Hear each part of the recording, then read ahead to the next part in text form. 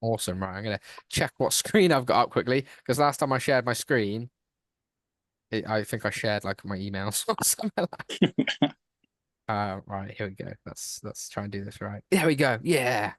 Gosh. Right. It worked. Cool. Try not to look like I told you when I said I'm not into PowerPoint kind of presentation-y type stuff. I'm not. This is literally just a couple of notes for me to follow for if I start going on an absolute crazy tangent. And then can everyone do me a quick solid actually, just so I can change the way I'm going to do it slightly. If everybody in here is a new seller, just comment new.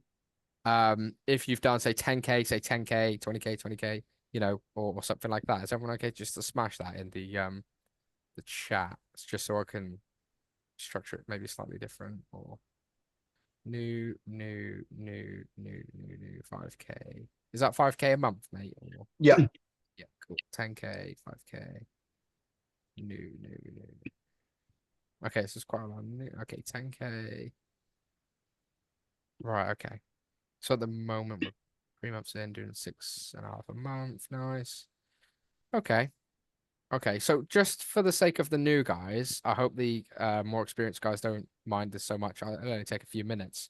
Um, so when we're talking about Amazon FBA, I'm just going to do a basic breakdown just in case you're like, what the hell is FBA to a degree, right? So Fulfilled by Amazon, you're essentially buying products, sending it to an Amazon fulfillment center where they're going to pick, pack, and ship that product for you, do all the customer service, do all the returns, and all that type of stuff.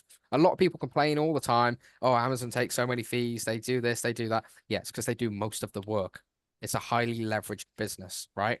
As I said, I'm doing 90 grand a month at the moment. I have one full-time guy. I've only just taken my first VA on, and I have a couple guys doing part-time as well when we need them for packing, right? And a lot of people are like, what? How? That doesn't really make much sense. Okay. But it's because Amazon do most of the heavy lifting and because of the strategies that I've decided to go down, which obviously I'm going to get into in this. Yeah, so don't worry about that too much. When we're talking about Amazon FBA as well, FBA is the fulfillment model. You can do FBM as well, which is when you're sending the product directly to the customer, but then you would be liable for the returns, customer service, and all that type of stuff. Um, and then inside that, you've got the different strategies. So you've got retail arbitrage and online arbitrage, which is reselling clearance goods, which a lot of people seem to see. And then there's the wholesale side, which is, as I see it, typically buying branded goods similar to retail arbitrage, but you're buying them from either the brand themselves or from a wholesaler in bulk at a low price and then flipping it on Amazon. Okay. And then we've got private label, which is again stuff you've probably seen when it's going from China over to the UK or India or even the UK as well, but you put in your own brand on it, your own trademark, and then you're going to build around that so you get more control, but it's a bit risky and more money, right?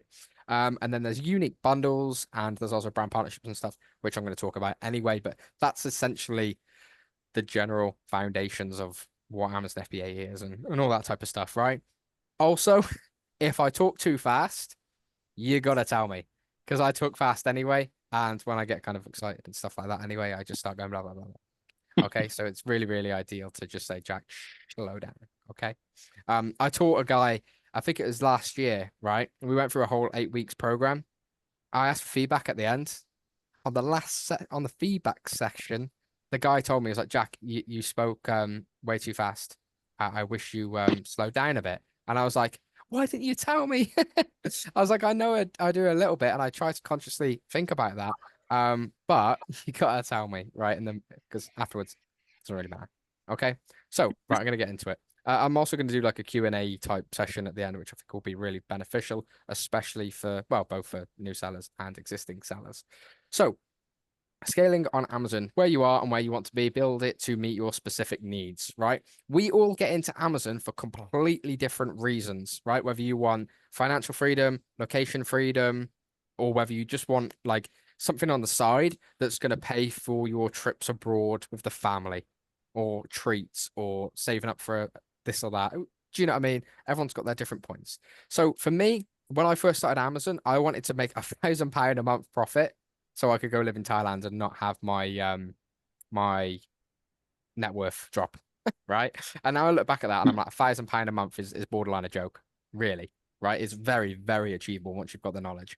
Um, so for me, I was building it out based on somebody else's framework, and I was going down the wholesale route, packing the products myself, and all this type of stuff. And then in instead of like creating my freedom, I was borderline building my own prison, right? To a degree. So the way you build the business needs to reflect the way you want it to actually look. And the sooner you can do that, the better. Of course, there are limitations to it. You can't always just jump in. So you can use prep centers, for example, where you buy products and send them to a prep center. They'll send it to Amazon for you. It's an extra piece of the process. However, then you are totally online, right? You don't have to do any physical movements at all. Like for myself at the moment, because I went through that process, I've got systems in place. I've got a warehouse that I just like. I still do all the ordering and stuff. I order, get it sent, add it to my incoming stock spreadsheet, and then the guys pack it, and then I check my sales. I know that sounds really, really basic, but that's basically where I'm at right now with the automation side. So like I always hated when people said it's a 4 hour work week thing for Amazon. It is and it's not. So for me to maintain my current volume is 4 hours a week. However, when you're starting and you've got that learning curve, get all that information, that takes so much time. Once you've built out the processes, built out the warehouse, if you're doing so, if you've got VAs, you've got this or that. Do you know what I mean? So there's a lot to it. Sorry, I'm just gonna do something real quick. Okay, cool. Yeah, so just keep that in mind. Reasons people aren't scaling, right? Awful margins. People give me shit all the time, right? On TikTok or Instagram. If you've been on any of them, you'll see people giving you shit all the time. TikTok live, people would be like, "Oh, what margin are you operating on?" And I'm like, "I'm a 10% net margin," right? So that basically means after paying staff, paying myself a wage, paying the warehouse, paying Amazon, everything, I make 10% of revenue, clear profit. Okay. But that is automated. I'm outside the business, not completely, but a good amount. Right. And people are like, that's awful. Because people are getting that confused with the margin of the product. If I showed you the margin of my products, you'd be like, oh, they're pretty good, actually. You know, most of them are ranging between like 20 and 30% right now. So that means every £10 sold, I get £2 to £3 net profit. Okay. Yeah, And the truth is, and Felix, this is definitely relevant to yourself with the wholesale side, especially, I don't know if you are VAT registered or not yet. I imagine you're not at this point. I'm not yet. Okay, so you're not yet. The thing is, if you're operating on products that are like 10, 15%, that's fine if you're going to keep below the VAT threshold, and stuff like that, or you're just looking to make a couple of grand a month from Amazon. That's absolutely fine, right? But if you want to scale past that, and this is with you packing yourself and everything, right? Because at that time, you're not really counting your man hours into the business, I imagine, because you class yourself as a free asset kind of thing within the business. So you don't look at that. You're like, oh yeah, I made 2 grand profit this month. That's fantastic. But at that point, you're a free worker doing everything, right? So you need to look at how much it's going to cost you to replace yourself in that packing section. And then you're going to look at it and you'll be like, ah, that's not viable to scale. Okay. And that's where this kind of thinking comes into it. If you want to scale past that point where you are making 5, 10, 15, 20 grand a month profit, that's where you need to be, right? These higher margin products that are not easy to pack, but easier. A lot of people ask me, should I do this product when it's going to make me £3 profit per unit? This product makes me 30% ROI. Should I sell it? And the answer, I can't give you a yes or no based on one variable, right? Do you know what I mean? There's so much to it. Because at the end of the day, you've got your ROI, you've got your margin, you've got your prep time. How difficult is it to source? How long does it come? How long does it take? Your lead time, right? There's so many different factors. And it all comes down to if I invest my capital into this product based on the amount of time it's going to take to return and the return on investment, the margin, everything, does it look good for me? Do you know what I mean? Like if I have to put £10 down and I get £10 back, that's awesome. But what if it takes ages to pack? What if I get loads of returns? What if I get, do you know what I mean? There's so many different factors that you need to cover to think about it to scale, right? At one point, I lost one of Uh-huh. my main brand partnerships, right? And that was quite heavy. And I was like, you know what? I need a lot more products to kind of reduce the risk. And then I decided I was going to do like a load of products at like £200 here, £200 there, or something like that. And then I changed my mind and I was like, no, get good products, but that are doing thousands per month and then layer them. Okay. So now when I do aim for a product, I would like it to make at least £1,000 profit per month. Really. Okay. Like if it's making like 3 to 500, that's fine, especially if the margins are good and it's easy. If it's already there, then I'm not going to say no to it. Are you going to get those margins straight away?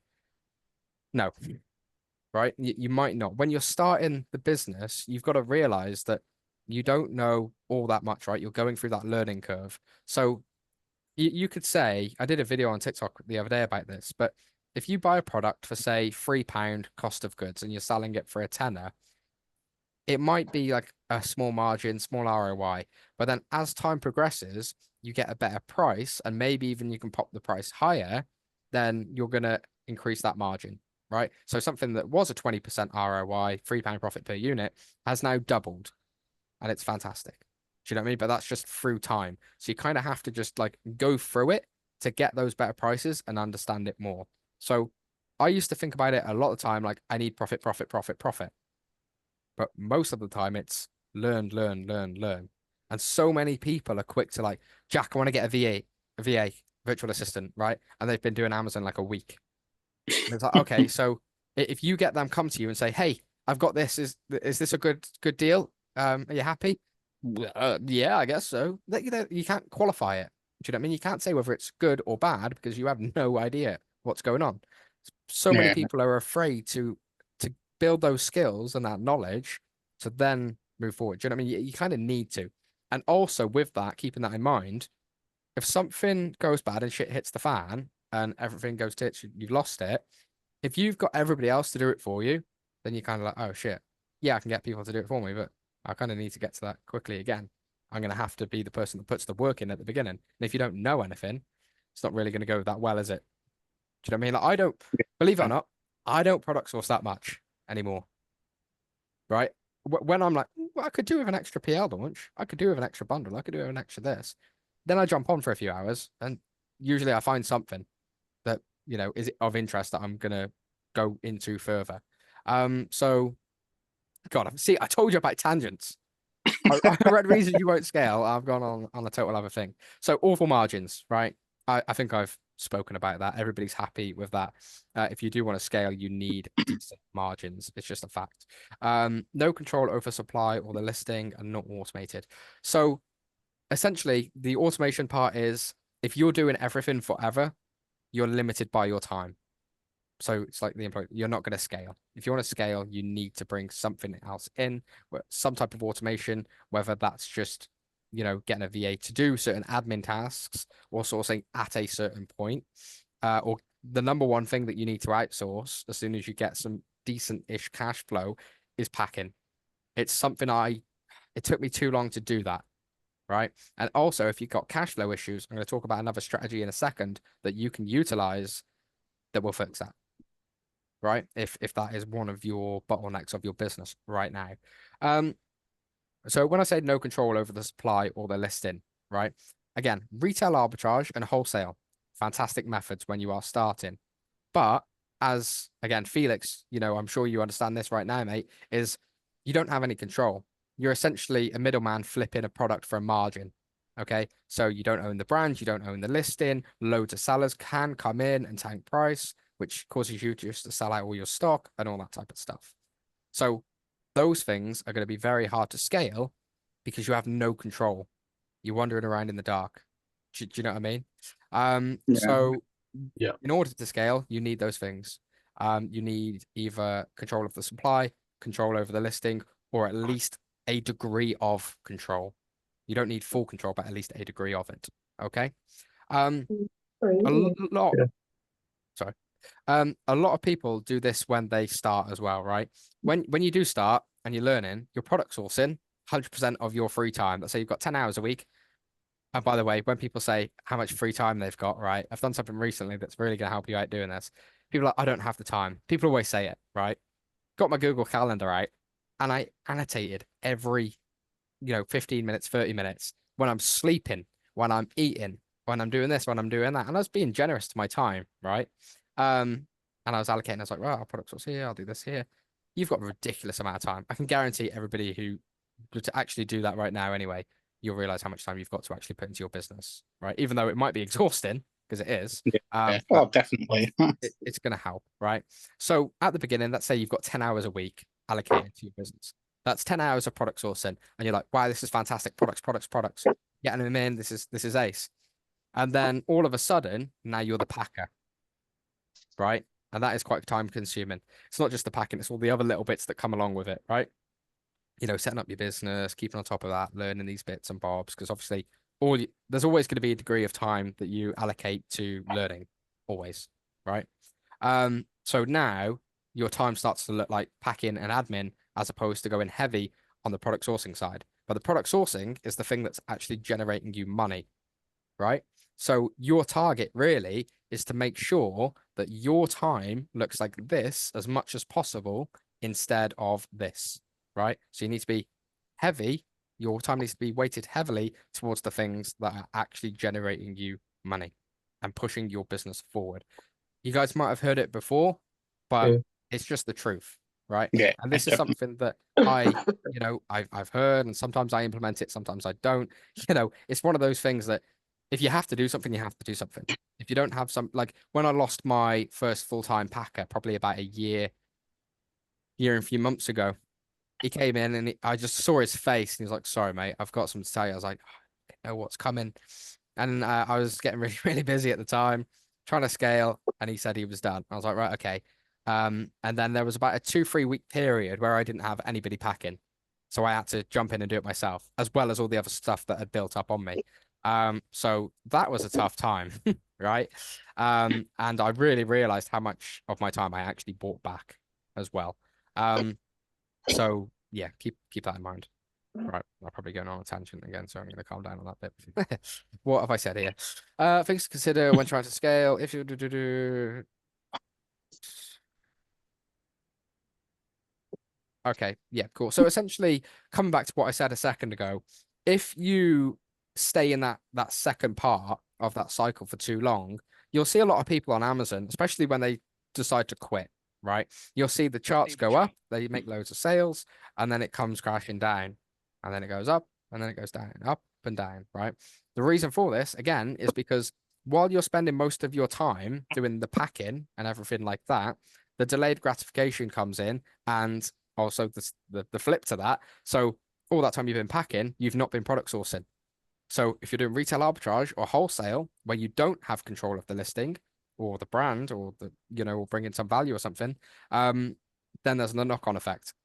Price gets tanked, you lose stock, the product is discontinued, and then your sales come down. Okay, cool. Now you need to product source again. And then you've got that delay again to start testing products and getting them in. So if you want, does everyone get what I'm saying there? I don't want to go into that too much if you want to. Yeah, okay, cool. What you should do going forward. Okay, right. Evaluate your current portfolio. So every product that you sell now, if you do, one, for the guys who aren't VAT registered, figure out whether it's going to be profitable after being VAT registered. That's a big, big, big thing. And then two, have a look at how much time it actually takes to pack the product and how much it's going to cost you to outsource that product. Whether that's a prep center or getting somebody, it could even be a family member to start if you're doing it out of your home, right? But it's just to get your time back, right? A lot of people and I get this, right? Let's say you've made £1,000 profit this month, or somebody said they made £600 profit this month. Brilliant. That cost you X amount of hours. You could instead have earned 450 quid, but then you've got your time back because you've got somebody else to pack it for you. And even though you're like, oh, I made 450 instead of 600. Yeah, that's fine. But you made 450, but you have time. And time is the biggest, biggest, biggest thing. Like I could probably earn more money now if I just did more in my business. But I love it at the moment. to be completely honest, like the maintenance side of it, which is actually giving me the ability to work on other stuff as well, other projects. One, which is the school and everything.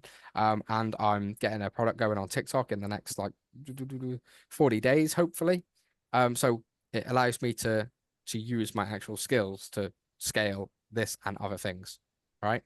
Um, Can I ask about that yeah, product on TikTok? 'Cause I see a lot of people doing that at the moment. Is that like a private label product, like your own product that yeah, you're getting from China, yeah, and you're doing the TikTok method where yeah. you're boosting it? So what you're doing? Yeah, so I'm actually with that. I've given away a percentage of my brand to a friend who does very well. So instead of like learning it and failing and risking money, because this product's costed me like 8, 9 grand just to launch. So I'd prefer that it goes well straight off the bat. So do you know what I Yeah, mean? yeah, yeah. I don't know if you're gonna do TikTok affiliate, for example, and it's a separate thing. That's better if you've got no money. But if you've got a decent amount of money then you can go into the TikTok product side. But again, it's completely different to Amazon because you're actually like, you know, getting traffic to your product Mm. as opposed to Amazon that just has a shit ton of organic traffic, right?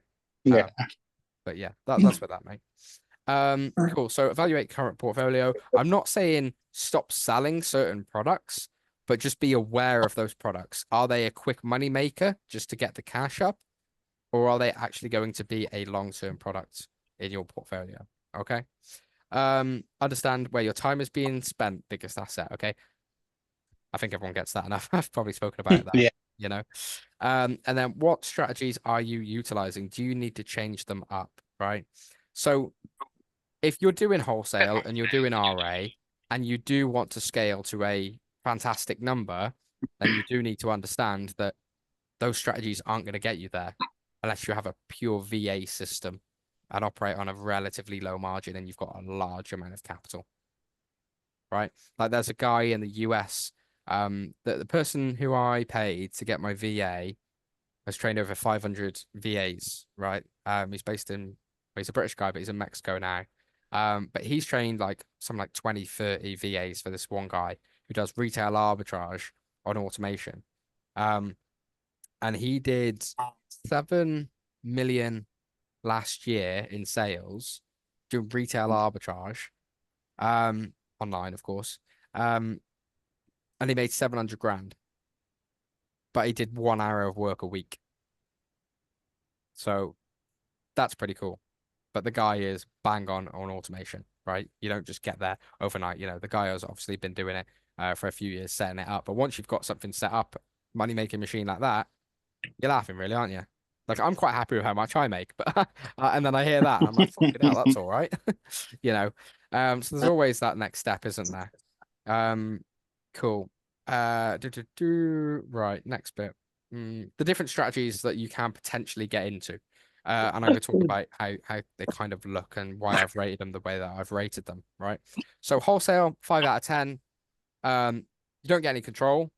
However, the good side of it is a branded product, so you're not actually risking that much money, which I think in a lot of businesses you usually do. So if I buy, I don't know, some tomato ketchup for £1 that's Heinz or something, it is that. It doesn't change. Do you know what I mean? It has that value. So you can either potentially return it or you can sell it somewhere for at least break even. It'd be very unlikely for you to lose a lot of money, right? As long as you're not doing stupid purchases. Um, yeah, that's it. Wholesale is kind of like, yeah, you do tend to operate on a smaller margin because you don't, again, have control of the brand. It's not yours. You're not the manufacturer. So by the time it gets to you, even though you're bulk buying, it's still gone through 2, 3 pairs of hands, potentially, right? Depending Yeah. on where you're cutting into that supply chain. Unique bundles. This is a lot better than wholesale. So essentially, unique bundles is it's a gray area strategy. And what this is, you're private labeling a product or putting your own trademark on it, your own brand on it, attached to it, right? And typically buying it from China or something like that. And then you're going to partner it with a branded wholesale product. And then you're going to leverage the existence of the current brand to increase the amount of clicks you get onto your Amazon listing to increase sales and blah blah blah blah. So on. Okay. The reason it's a gray area strategy is because you have to do it the right way. Otherwise, the company's going to come after you or Amazon will. Okay. There's a lot of people getting accounts shut and stuff in the US. And some people say, hey, Jack, I've got a unique bundle. Look at this. And I'm like, it's not a unique bundle, like at all. You've literally just got somebody else's brand under your trademark. That's just pure, risky. Like, can it work? Yes, but it depends on your level of risk, right? And you need to know the full story. So like hands up, I do have one like that at the moment that makes me good money, but I know why I can get away with that right now. Do you know what I mean? Um, you know that I don't know if you all have this in like your jobs and stuff like that, but so I used to be an aircraft mechanic, and it sounds really bad, this, right? You're gonna not get on a plane again. But you can't do something wrong until you know how to do it right. So say the procedure says X, Y, Z, you're like, well, I need to do it that way. And then once you know it like the back of your hand, you're like, I don't need to do that bit. I know that sounds really, really bad. Don't get worried. It's not about critical flying systems and stuff like that. It's just like the smaller parts to it when you're like, oh, fuck that, it doesn't matter. Okay. I forgot this is recorded. I'm not an aircraft mechanic anymore, so it's fine. But like I'll just give you a small example. Like, we couldn't find a little runner for the window, literally to the sliding window on a helicopter. We were in the military. It's hard to get parts sometimes. So my sergeant literally bought it for a tenner off eBay, which would fit certain like other vehicle or whatever. Uh, and they couldn't find it, and it was going to cost the military like 200-300 quid for this part anyway, if they could actually manage to source it. And he was like, oh, "Fuck this!" And so he just bought it for a tenner. Right? Obviously, it's not a critical part, so that's what I mean. Just to put your mind at ease, so everyone's like, "I'm not getting a fucking helicopter." Cool. So, brand exclusivity. This can come in many different forms. Brand exclusivity is kind of how it sounds, right? It's essentially convincing a brand, whether they're on Amazon already, or off Amazon, and you want to take them there, or in between, or they need optimization in some sort of way, and you are the exclusive distributor, so you're the only person allowed to sell on Amazon on their behalf, or you allow them to do it, and then you just help them under a retainer basis, or loads of different stuff like that. But basically, what brand exclusivity solves is the control aspect, okay, and the value. So they say like you will be rewarded based on the value that you give to the market, right? So if you start giving true value to a brand, you will be rewarded financially. This is why, again, wholesale is a slimmer margin because you're not really adding any value, really. You're just getting the product to the customer the next day, which a lot of people can do. Do you know what I mean? It's still valuable, but it's not like that heavily weighted, is it? And then obviously brand exclusivity again and unique bundles is one of those things that once you've got it maintained, it's easier to automate and project. So like I sell a product right now that I know sells anywhere between 40 and 50 units per day. So I can project and plan for that. And then when I want to try and make a bump and an increase on a certain keyword, okay, cool, I have stock to do so and I can plan everything. But when it's wholesale, maybe you've got 3 sellers today, maybe you've got 10 tomorrow. I've got one wholesale product at the moment. I've probably got about 5 grand's worth of stock. And I'm probably not going to sell it for like 3-4 months because of loads of people buying loads of stock. Now, for me at the minute, that's okay. But if you've just got, say, 5 grand in your Amazon business and you've just bought a product for, say, 3 grand, and you're like, yeah, this is class, this is class. And then loads of sellers come on, and you're either like, I could just tank price and get my money back. But I know the pattern of this particular product, and I know in a roundabout I was expecting a month, but those more dickheads have came on. So it's going to take a few months to get that money back, but I will make an increase, and I don't need that money right now. So that's how I'm playing that particular strategy. Okay. Yeah. And again, actually, another reason why wholesale is good is because you buy the product, it's going to come to you within a week if you're buying UK, and then you get it straight into Amazon. Money's back. Money's back in product. Out back. If you buy a private label product, for example, or even similar to bundles and that, I buy some products that cannot be shipped by air. So when I buy it, it's going to take at least like 1 to 3 months to get to me from order. So my capital is locked up for 1 to 3 months on a product. So even though my ROI per product is higher, my working capital is allocated for a longer period. Does that make sense? Yeah. Yeah. Okay, so that's obviously like one of the things that you have to think about with private labels. So well, I'll talk about private label. So 7 out of 10, but moves to 9 out of 10 at a longer time period. That's why it is because of that, because it's a large risk of working capital at the beginning. But once you've got it and you've got the product maintained and it's good margins, you've got that control, that automation, the fact that you could potentially exit and sell the product, that becomes a 9 out of 10 at a longer period. Okay, hope that makes sense. So, Yeah, what margins? Let's set expectation. Like I said earlier, you're not going to get the best margin at the beginning. Well, I mean, sometimes you can, right? You can get lucky and you get the right product. That's fine. But as time goes on, you're hopefully going to get those better margins. But just don't expect. Some of you may have heard some people online. This is where some social media people annoy me. I know I've started to do it as well, but still, is they promise that it's you're going to make a load of money really quick, right? So you kind of have those expectations built up in your head. And then when you actually get started and you're going through that learning curve, and this is the same with any business, right? I'm not saying I've started a load of businesses, but I speak to a lot of people who start businesses, and in every area, it's the exact same thing, right? Everyone's like, oh, I think I'm going to do it. But realistically, it's going to take a year or two until you're seeing decent returns and you're like, wow, this was worth my time. And it just depends. Have you got that in you to go through that period of time to learn and adapt and take some hits, right? I don't know yeah. whether I did a podcast with Des the other week. Some of you may have seen it, I don't know. And I took a hit of about 40 grand 4 months ago, right? A banking fraud thing. That's just gone, right? That's quite annoying, especially when there's about like some cash flow stuff about to happen. It's like that's really, really ugh. As well as some other stuff. But the thing is, when you take those hits, you just kind of got to crack on, right? You've got no choice but to do so. So I saw the chat going. Oh, I didn't realize people were putting stuff in the chat a little bit. Apologies. It's like hidden. So yeah. Um, cool. So yeah, with the margins, just and the whole idea of Amazon, it takes time. But like I started several years ago now. My worst month, right? Again, I'm very open with figures, guys. So a lot of people won't do this. My worst month in the last 2 years was probably around about 3 grand net profit, I reckon, in the last 2 years. My best month Yeah. was about 21 grand net profit in 1 month. And most of that was carried by one product, right? Jesus. Yeah. And by the way, I'm saying that's net profit on the business. Yeah, yeah. So that was 1 month. So that's me Nice. taking a wage. That was me paying staff. That's me paying everything. That was final, right? So it is there. The opportunity is ridiculous. But again, it's not just about learning Amazon and building Amazon.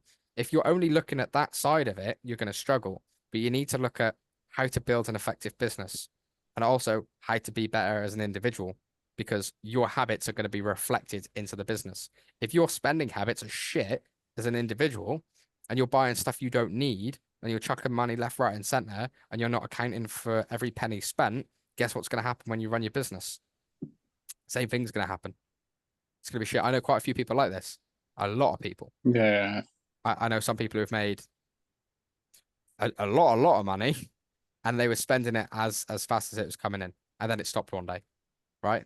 And everyone's heard that story. I'm sure everyone probably knows something like that, whether it's at whatever level. Do you know what I mean? It's even, you can go as somebody starts making 3 grand a month instead of 2 grand a month, and they just elevate their lifestyle. Somebody makes 4 grand a month, and now they're making 40 grand a month. Now they're spending 40 a month, right? Yeah. It happens all the time. I actually went into a business with a guy fairly recently. It was at the beginning of the year, and it was going well. It was but it was projecting to do around about 10 grand profit a month drop shipping, right? And the reason we went into it together was because he had the knowledge, but he didn't have the capital at the time, and because he spent too much when it went really well for him. And I was keeping it like, no, we need to do this. We don't take money yet. Business, business, business, business. We need the money's the fuel. It needs to stay in. It needs to keep going, right? And then he was showing some of those signs that he was repeating old patterns. Okay, and he did so, and I ended up exiting that part of it, and he bought me out of it. And do you know what I mean? But get those fucking things under control as well. Okay, Yeah. not just Amazon, but it needs to be everything. Um, cool. Anyone got any questions about what I've gone over? Yeah, I've got one. I was gonna say, would you say the majority of your products, obviously you're making really good money now, Yeah. would you say the majority of your products are from brands themselves that are give them to you, or is it through wholesalers? Or do you not have any products through wholesalers anymore? Or So is it brand exclusivity? yeah, I get so last year I was mainly heavily weighted towards brand exclusivity. And now I'm weighted more towards bundles. That's not necessarily because I've chosen to go that way. That's just because the way it's gone.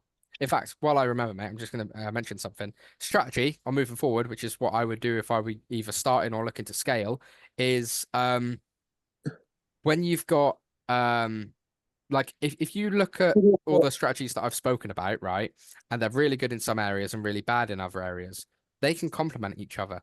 So that's why, unlike a lot of people, I actually have quite a few different strategies under my belt, right? Because what wholesale gives me, private label doesn't, and vice versa. So even though I might want to work private label for the long-term approach, that doesn't mean I shouldn't work wholesale in the short term. Do you know what I mean? So like Right. Yeah. people often ask me as well, when you're product sourcing, do you just sit there and decide to look for private label? Sometimes, but a lot of the time, I'll just go to Amazon or go to Jungle Scout or something, and I'll just look, and then I'll be like, oh shit, that could be brand exclusivity, private label, and a wholesale option. Which one should I go for, or should I try all? Do you know what I mean? There's loads of different points to that. How would you spot a good opportunity for brand exclusivity? Is it mainly if it's like, That's a whole yeah, thing. That if it's I got told once that if the brand is selling on there, yeah, but only FBM yeah. capitalize on that, don't you? Yeah, so there's tens of different. Oh, sorry, I'm gonna mute someone. Sorry, mate. I'm not sure who it was. I'm just gonna mute people who haven't got thingy. Sorry, I don't want to just like mute people, but I've just kept hearing someone, so get muted. Um, so what did you say again? I Uh, said, no, FBM. yeah, Yes. So yes, that is one point that you could lack at, but there's like it's quite a small point if I'm honest. yeah, That there's loads of different points. Literally tens and tens and tens, probably hundreds. I know I would say a good amount of them, but there's always other ones out there. Like I'm always meeting people as well who like I've taught some people brand partnerships, right? And then they're like, "Oh, Jack, I did this," and I'm like, "Oh, that's cool." And it was basically a variation of something that I taught them, but it just gave them the look to do that. Like no brand partnership is going to be the same. It's not yeah. like you do it once and then it's always the same. They're always different. And different people In, offer in different most. value to different brands. Exactly, mate. Essentially, just if you had to sum it up in like one sentence, because that's essentially what I can do right now, is value. It's find how you can be valuable. Same Yeah, with all businesses, really, isn't it? yeah. And then that's when it starts to come into, okay, well now you need to approach, now you need to close them. You know, there's loads of different stuff to that, isn't there? Yeah. How long have you been doing it, Felix? I'm just curious. I've been doing it on and off for 3 years, Yeah. but recently I've been struggling to like consistent. Because when you have one or two really good products, you get like a month, like 2 grand profit month, Hmm. and then you lose those two products, and then you're back to like 500-600. So I've always had a job doing Yeah. it at the same time, but now I've quit my job, moved back home, doing it full time for a year. Nice. Yeah, see where that takes me. That's the Love that, plan. man. Dedication's there. How old are Yeah, you? 22. 22. That's perfect, man. Fair play. That's class. Which, if you don't mind, mate, I'm just going to comment on that slightly as well. Of So course. everybody here is different ages, different responsibilities. Some have got maybe better home lives than others. Some have got kids. Some have got longer jobs, higher bills, less bills. Do you know what I mean? Everybody's got a different situation here, right? And you cannot compare yourself to, again, Felix, I'm not coming at you right now, just using you as an example, right? So, Felix, I'm going to assume you don't have any kids or anything like that. Cool. Quitting your job and you go in heavy for this. 22. Perfect opportunity, right? Flip side, somebody who might have a kid or two, or they're in a home, they've got responsibilities. Maybe you're 30, 35, 40, but you have experience in whatever field you've been in that might convert over. So instead of like your learning process might be slightly quicker than Felix's in some areas. Do you know what I mean? Your Yeah. network could be better. You could, like, I had a conversation with my sister the other week, and I was telling her about one of the strategies that I do on Amazon. She went, "Oh, that's quite interesting. Here's some of our clients do this. Let's have a look at them on Amazon." She starts telling me products, so I start pulling them up, and she's like works at like a financial kind of place, right? And I'm like, "Oh, that's a brand partnership right there. Fucking hell, it's screaming at me." Right? And there's a few of them. And she was like, "Oh, my boss has got a meeting with him next week. Do you want me to put a word in?" I was like, "Fucking sound." Do you know what I mean? So there's somebody who may be older, who may have a larger network, or you might actually get into this and be like, "Oh shit, hang on, all the opportunities right there." You just couldn't. Has anyone seen War Dogs? Yeah. No, Yeah, class, yeah, classic War film. Dogs is a fantastic film, right? Jonah Hill's in it, and I can't remember the name of the other guy. And he was like, "Hey, bro, what do you see when you see that?" And he was like, "I don't know, some army guy walking down the street. Yeah, I don't know. We're at war." And he's like, "Nope, I see bulletproof vest, 5 grand, rifle, a grand, ammunition." Do you know what I mean? And you're just looking at the opportunity, so that they've got the same vision in front of them, same picture, but one just sees a guy and the other sees money, money, money, money. You can literally go for a drive down the street in your car.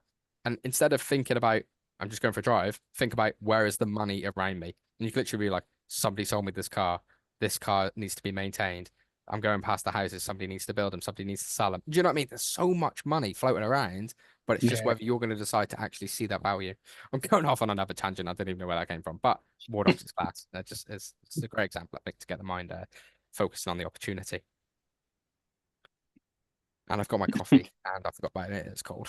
I don't know why I made a coffee for this. It's a bit stupid, really. Anybody got anything else they wanna ask me? Yeah. Hi, Yep. Jack. Yeah. See the way you said about retail arbitrage, arbitrage. I'm not from the UK, but I've set up a UK business. Okay. So I decided to do because Ireland doesn't have a what's it called, a fulfillment center. Yeah. So I won't be able to like pack So products and like you've ship it there. actually got something exciting coming your way, which could be really good for you. Um, Ireland, Amazon FBA is launching, I want to say end of this year or beginning of next year. So Yeah, I heard about yeah, that. Yeah. that's something that you really want to be at the front of. Being there and stuff, it's gonna be worth it. But yeah, sorry, I interrupted. No, you're fine. You continue. So what was it you're mainly worried about? Is it more like the getting the products to Amazon? Sorry. Um, Sorry, I cut what off what is there. it you're mainly worried about with the retail arbitrage side? So I decided to move to private label. So right now, Okay, one of my products are in production. I think it's going to be like a month or something. okay, And see the way you said that after it kind of takes a long while, like say if your products go out of stock, yeah, does your ranking go down on the bestseller? yeah. Okay. So can I ask you a question? Yeah. Is this your first product that you're going to launch? Yes. Okay. Have you got any like experience in launching products previously in another sector or? No, I haven't. So this Okay. is my first Have you time. done any courses or mentoring that anybody's looked over the products for you? Yes, I have. I'm currently in one at the moment. Okay, cool. Is that And is that like a mentorship or a course or? like it's a mentorship, Okay. but it's like both a bit of both. Does that make Okay, sense? that's cool. The only reason I just wanted to double check because I wish somebody when I first bought my products just had a 10-minute check because if they did, I wouldn't have bought the products that I bought. Oh, okay. So basically, I just wanted to double check on that just to make sure that um, weren't buying something that you really shouldn't as well. Yeah, yeah. Cool. Yeah. So So so the rank will decrease. So really, okay, when you launch a private label product, especially if it's in a relatively competitive market or even slightly, you don't really want to be losing your rank. But when you're doing private label, you don't really want to care too much about your best sellers rank. You want to focus more on your keyword rank. okay. Do you know what I mean? So like, let's Yeah, say, Dove soap, you could be ranked 4,000 in BSR. It doesn't mean shit, really. What you care about is your association with the keywords that you're targeting. okay. Yeah, I understand what you mean. Okay. And about the like listing as well. This is a bit like probably like going off topic, but like see the listing. Do I have to create a listing before I send like suppliers any like, the barcodes or anything like Yeah, that? before I even purchase a product for private Yeah, label, I would create a listing. One, okay. it could get flagged by Amazon's AI, and it could tell you that you're not actually allowed to sell that product. One, you might need it to do whether you're going to do GTN exemption to get your barcode to send off to the supplier.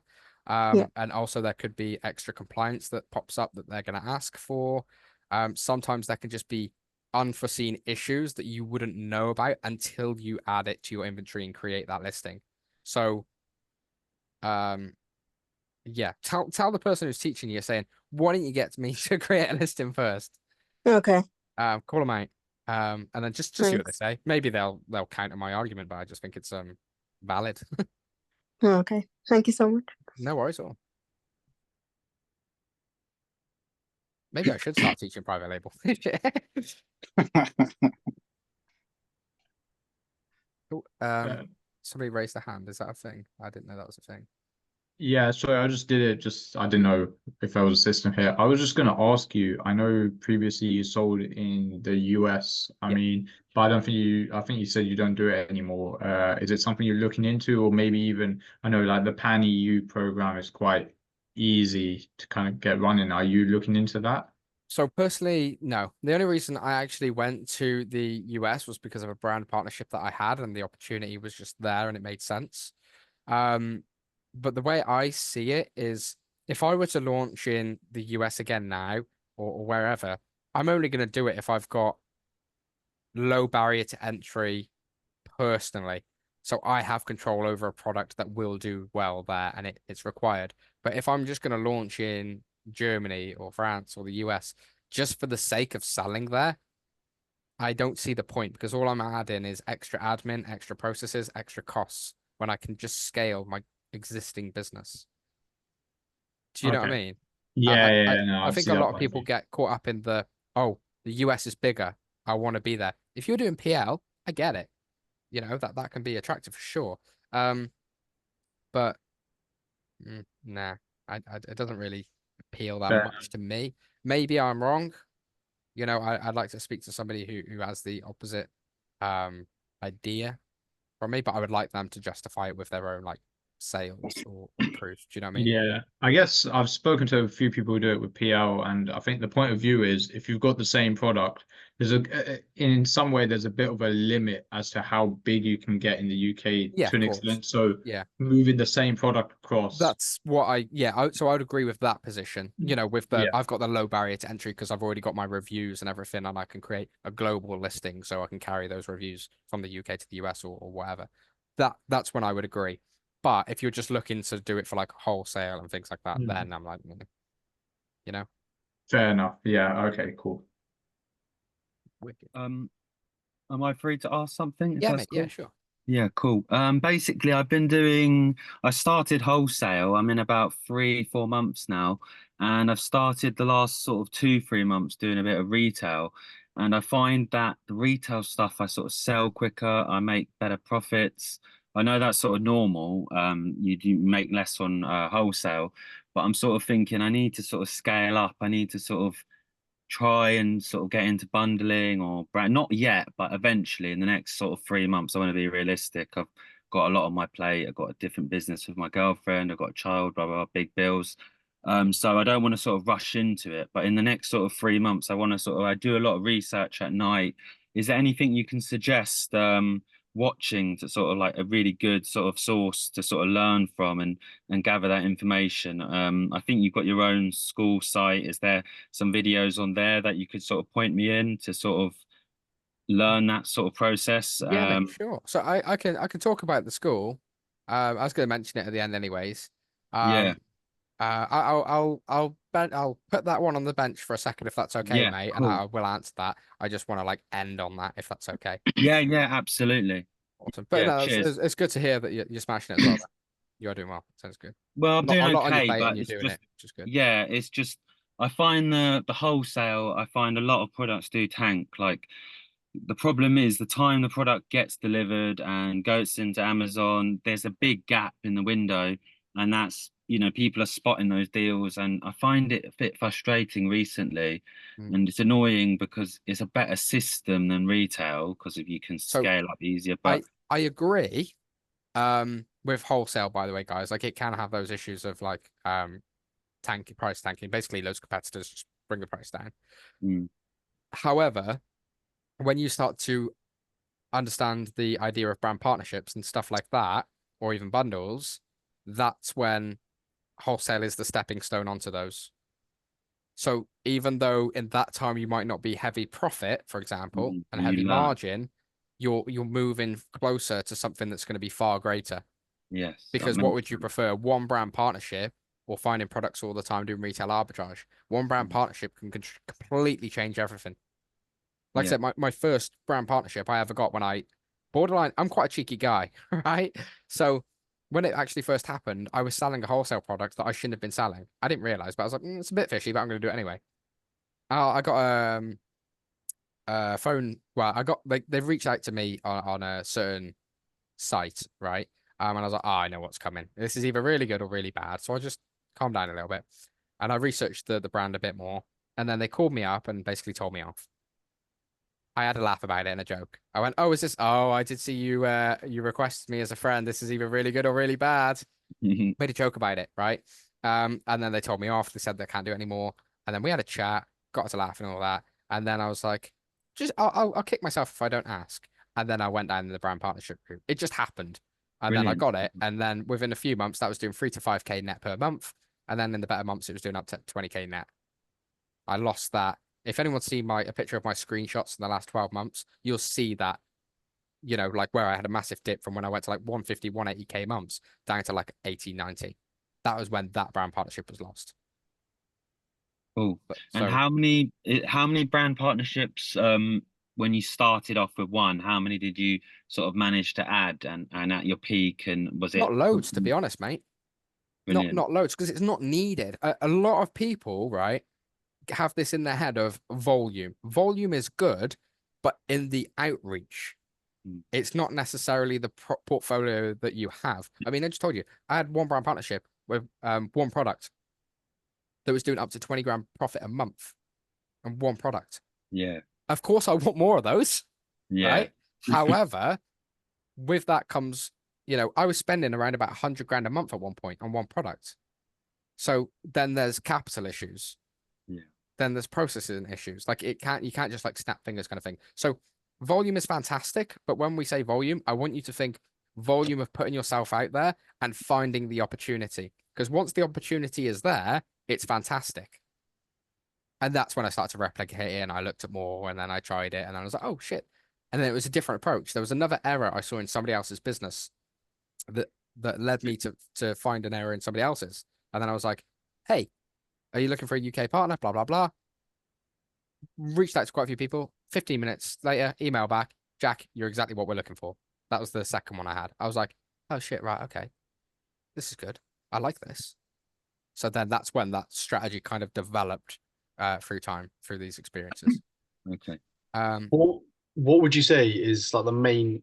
I know I've sort of already asked this, but like when people say you got to add value to the brand in terms Yeah. of like what you do in a brand partnership, what's like the main thing you look for? Because obviously you need to learn. There's a big part of it learning listing optimization and sort of Again, like that, making your listing better. Is that a big part? you're definitely going down the right lines, mate. 100%. Yeah. But I wouldn't say it's like any one thing. Yeah. If you just come in with like one, it could be weak. Do you know what I mean? You want Yeah. to know as much as possible of everything that you can optimize, and it's not just always about that side of it. There's so much. I'm not gonna lie. I'll be completely open with you as well. There's a lot to it, and these are some of the bits. But with all the big stuff, I don't tell everyone. I'm gonna be All right. completely honest. Do you know what I mean? Why not? Why not? Well, I do sell some stuff as well. Do you know what I mean? Like I do teach people on like a premium basis as well. So naturally, I've spent a decent amount of time like finding out all these opportunities and going down the deep side of it. So I charge for certain information. I'm not gonna lie to you. I'm not Okay. gonna sit here and just, Of course. do you know what I mean? I Yeah. hope you respect that. I prefer to be completely honest with you as opposed to just, you know what I mean, weave. Yeah. Um, cool. Which yeah, has anybody got anything else they? So, as a complete beginner, what's the best advice you will give? Oh Jesus. Oh, Sorry. that's a good one, isn't it? I think usually I just come to expectations. Is set Right. realistic expectations. Because if you tell yourself you're going to make a load quickly, or you're going to do this, you're going to do that, that's not going to happen. No, I don't So think so. in the next 3 months, 6 months, and when that doesn't happen, you're going to be completely disheartened, and then you're Yeah. going to stop because you've created this false expectation of what you think it's going to provide Yeah, for you. I'm not thinking like that anyway. Then that's cool. Yeah. Then just focus on the daily. Just do the work. Don't sit there funneling decisions for ages. Make the decision. Yeah, that's Whether my it's problem. I'm always thinking, right, yeah. what do I need to do? But then I ponder on that. You And see, you can't. It yeah, needs I to know. be. It needs to be go or no go. Even if it's no go, that's fine. But it needs to be a decision made quickly. Is wholesale best to start with? I would. Yes, I believe it is, mate. Yeah, retail arbitrage. That's slash wholesale are the kind of strategies you want to go for, unless you've got previous experience in retail or launching brands and stuff like that. Then No. maybe private label. But it all depends on the individual as well. Do you know what I mean? And maybe if you're flush for cash and you don't really care about putting the work in for wholesale and stuff, maybe you do private label straight away. Do you know what I mean? There's so many. It's different for Yeah, every I'm single okay for person. cash and everything. I've got that there, like, so. Yeah. But at the moment, obviously, I think I've told you anyway, it's like a lot of information for a There is. newbie. Do you know what I mean? Yeah. But the thing is, everybody has the exact same, mate. So like Yeah, I was course. at the exact same point. I watched a 1.5 hour YouTube video and I was like, oh, fucking sound. Amazon's easy. I bought fucking like 3 grand's worth of yoga mats and a couple grand's worth of exercise bands, and I was like, hey, I'm gonna quit my job in the next few months. Right? Because I watched one video on YouTube. God. That's that's not the case. But as long as you No. just like start, crack on, and keep going, you're gonna be fine. Yeah. You know what I mean? So just don't get overwhelmed. Don't analyze too much. Just crack on and enjoy it as much as you can, really. Like I sit here and I just listen to music when I'm product sourcing because sometimes it drives me nuts. But I'm like, oh, well, I need to go. I do that with my own website. I've been doing that a few years now. That's easy. That's just Yeah. that runs itself. Yeah, there you go. So yeah, you got it. Yeah, because you already sell on eBay. Yeah, I do There you go, yeah. eBay, Etsy, and I've got my website as well. Nice. So There you go. yeah. So you'll be fine. So you don't need to, get overwhelmed or anything because it's right there for you anyway. So the retail arbitrage, I'm confused with that because obviously, like with receipts and things like that, how does that work? So you don't need to provide a receipt on every Invoice, product sorry. that you sell. Yeah. So when you've got a gated category or brand, which basically means Amazon are like, I want an invoice.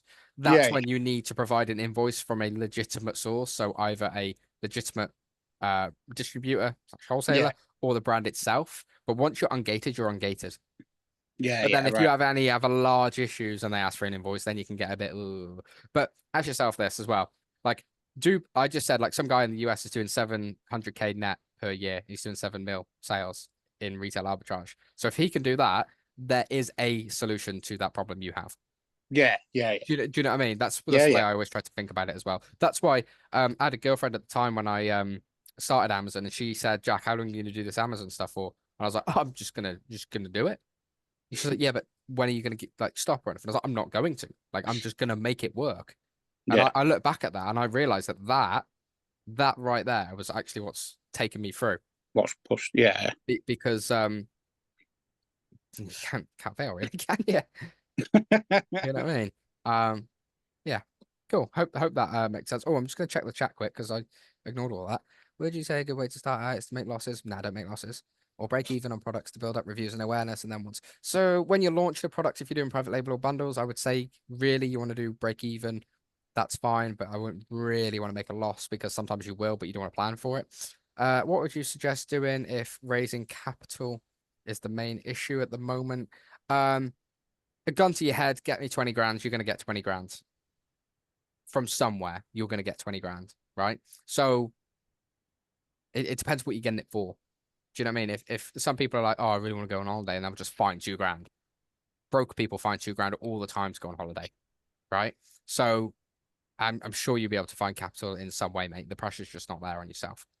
My opinion on it. Do you think the VAT changes will change tanking on products? It won't change tanking because tanking is the seller behavior.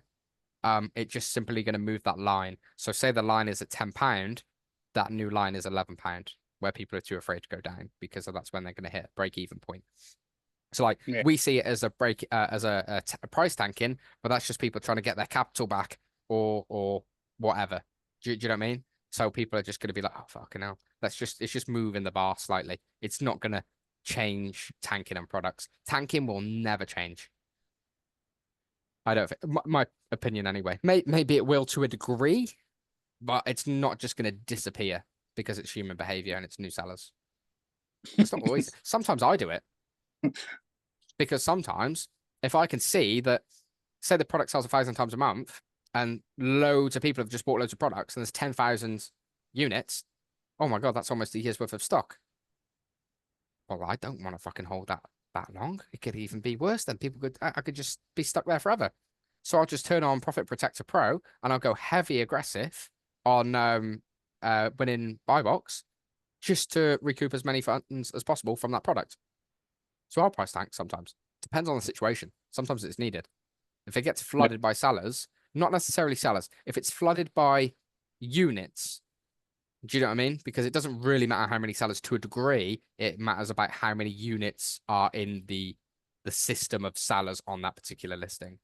Some of the new people that might have been like, what the fuck did you just say? Sorry. But yeah, but you know what I mean? The guys who are selling already probably get what I'm saying, especially the person that asked the question. Cool. I have not used it, but there is a government business startup loan, 6%. Yep, there is that. I don't like the idea of that because I was considering it, but no. Because if you don't know Amazon well anyway, and then you're gambling with the money. Well, not gambling, but like the money you put into this business, you need to be willing to lose. Because you might at some point. Because it is what it is. Do you know what I mean? You can't control everything. Cool. Right. That is the chat. Awesome. Right. So I promised everybody a giveaway and stuff like that as well, right? So I'm going to talk about what that actually involves now. There's multiple different like points to it. Some is giveaway, some is opportunity for giveaway. So it's like, right? I wrote it down so I didn't forget. So first one, which everybody here is eligible for, right? It's only going to be to the people who are actually here now. So if anybody was here previously and you left and you're watching this back for whatever reason, should have stayed to the end, right? So if you all do me a favor and on the free school community, actually, how do I do this? Right, let me just go on there real quick. Actually, I'm trying to think. I should have thought about this properly. Nah, I know how I'm going to do it. I know how I'm going to do it. I'll make it easy. So on the free school community, you need to click on my name and you just need to click message and then just write 1 hour free. Just write what, sorry? 1 hour free. Just write that. Oh God, I shouldn't have done that, should I? My notifications. My notifications was like, no. Okay, cool. That's awesome. Everyone's definitely heard that. So that's cool. And then what I'm going to do is I'm going to put everybody's name there into like a little raffly type thing. And then I'll let you know and we'll have a 1 hour consultation, just one-on-one, me and you. Okay. And we can go through whatever it is that you want to, whether it is private label, whether you're doing it now, whether it's strategy, whatever you really want to go through, we can talk about. Okay. The other thing, right? Like Felix mentioned earlier and Cameron. So I do have the premium school, which some of you may have seen, may not have seen. I don't think I've actually really advertised it much on the free school group. Probably should change that really. But basically what is inside there? Do you guys want to see actually what's inside there as a brief? Does anyone care about looking in there quickly or? Yeah, Be worth it, I think. Yeah. Yeah, I'm up for that. Let me Yeah, just check please. check the screen quickly. Because yeah, I'll show you. I'm not going to show you everything. Although not exactly like I'll show you one thing and then you just go, oh my God, I'm not going there. I don't need it. You know, it's not exactly how it works, is it? Right, cool. So Right. So similar to obviously the other school, right? However, there's a lot more in here, right? First of all, obviously the community is people who are paying and are active sellers, and they're a lot more like well, active to be completely honest. I'm trying to get the free community as active as possible, but it's quite difficult if I'm honest. So there is that section of it. Classroom, what's actually involved, right? So community rules and stuff, that's obviously needs to be in there. There's a retail arbitrage section. There's a wholesale, business management, brand partnerships, unique bundles, need extra support. That's something separate. Going VAT registered, how to do that. Exclusive webinars that I only hold in the premium. What is your dream life? That's more like the let's get your head right and all that type of stuff. The library of how to. So this is how to create listings, how to run ads, create variation listings, how to do your SEO, like get everything. Borderline, there's a lot of private label stuff here already, if I'm completely honest. International selling, I haven't completed that yet. And then the free product validation, free 2-hour sessions. This is the loyalty rewards and stuff like that. And then the goal setting session is unlocked once you've been in the school for a little bit of time. And that's a webinar held once a month where we actually go through the your goals for the month and what you actually need to achieve and blah, blah, blah, and go through all that. Second to that on the calendar, every Monday at 8, I host a webinar, which is myself talking about it. It goes anywhere from like 1 to 2 hours. If you've got questions, I'm there for you. And then Wednesday, Yash takes over for a webinar talking about wholesale, which is anybody typically doing less than 30K a month. It's worth you being in that session because that's like more the beginners to 30K a month. Okay. And then we did just have a special Smart Scout visitor, one of the top guys there who come and did a demo for us that's inside here as well. On top of that, we've got the leaderboard section. This is people who are in here now. Okay. At that point, so basically the way the point system works is the more work you put in, as in like the more you are active in the community, you get points. If you get likes, you get comments, you get points. Whoever wins every month will get a prize. Okay, whether that's a free consultation or whatever, there's multiple different aspects to that. Okay. Okay, I think that's everything. I think so. There could be something else that I forgot about, but that's generally the gist of it. All right, get my words out. Well, that coffee's sent me now. I finished it. I don't drink a lot of coffee. I'm mainly a tea guy. How much is the school? James says. So I should have said that. So the school is £99 a month, right? The value in there is thousands. I mean, anybody who's paid for any type of tuition mentoring courses in Amazon before will know that you will pay about £1,000 for wholesale for 8 weeks or something like that. You'll pay several grand for unique bundles. Brand partnerships, not that many people even know how to do it, to be completely honest, or do it well. So when you factor in everything, 99 quid a month, I think is pretty thingy. But what I'm also doing for anybody who decides to join today till 12 p.m. tonight, I'll notice if you join, obviously it comes up on the screen and everything. I'm going to give a free 30-minute one-to-one with myself anyway.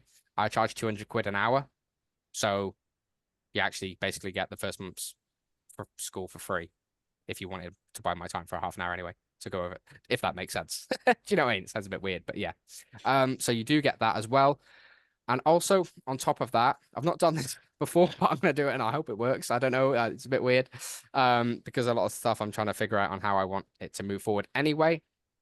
But again, whoever enters or joins, at the moment is going to be put into another raffle, which they can actually win unlimited, like free premium forever. Okay, so the price is actually grandfathered anyway for the school. So if you pay like £99 a month now, that's what you will pay forever. If it goes up or when it goes up to 150 a month, 200 quid a month, because the price will go up as more people go in it, you won't pay that higher price. You'll pay the lower price. Okay. But somebody's going to win on the raffle and you get it for free forever. So you get access to all of that material. You get access to the webinars indefinitely. No money down.